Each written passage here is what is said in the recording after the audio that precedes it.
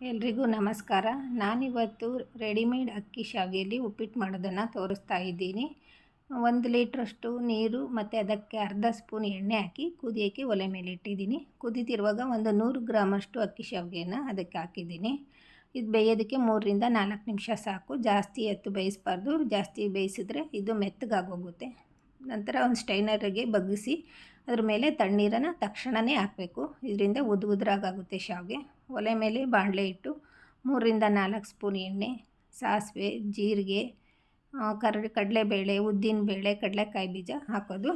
ಕಡಲೆ ಎಲ್ಲವೂ ಸ್ವಲ್ಪ ಒಂಬಣ್ಣ ಬರೋವರೆಗೂ ಹುರ್ಕೊಂಡು ನಂತರ ಸಣ್ಣ ಕಟ್ ಮಾಡಿದ ಈರುಳ್ಳಿ, ಹಸಿಮೆಣಸು, ಕರಿಬೇವು ಹಾಕಿ ಸ್ವಲ್ಪ ಈರುಳ್ಳಿ ಟ್ರಾನ್ಸ್ಪೆರೆಂಟ್ ಆಗೋವರೆಗೂ ಹುರ್ಕೋಬೇಕು.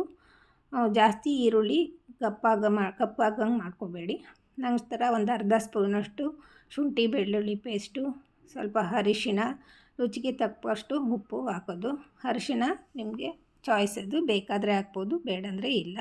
ನಂತರ ಬೇಯಿಸಿಟ್ಟಂತಹ ಶಾವಿಗೆಯನ್ನು ಹಾಕಿ 2 ರಿಂದ 3 ನಿಮಿಷ ಹಾಗೆ ಮುಚ್ಚಿ ಇಟ್ಬಿಡಬೇಕು.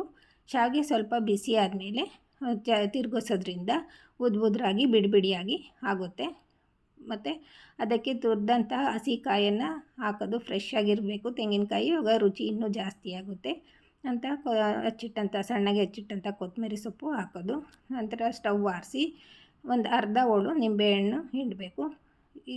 ಈಗ ರುಚಿಯಾದ ಟೇಸ್ಟಿಯಾದ ಅಕ್ಕಿ ಶಾವಿಗೆ ಉಪ್ಪಿಟ್ಟು ರೆಡಿಯಾಗಿದೆ. ಎಲ್ಲರೂ ಟ್ರೈ ಮಾಡಿ ಹೇಗಿದೆ ಅಂತ ಕಾಮೆಂಟ್ ಮಾಡಿ.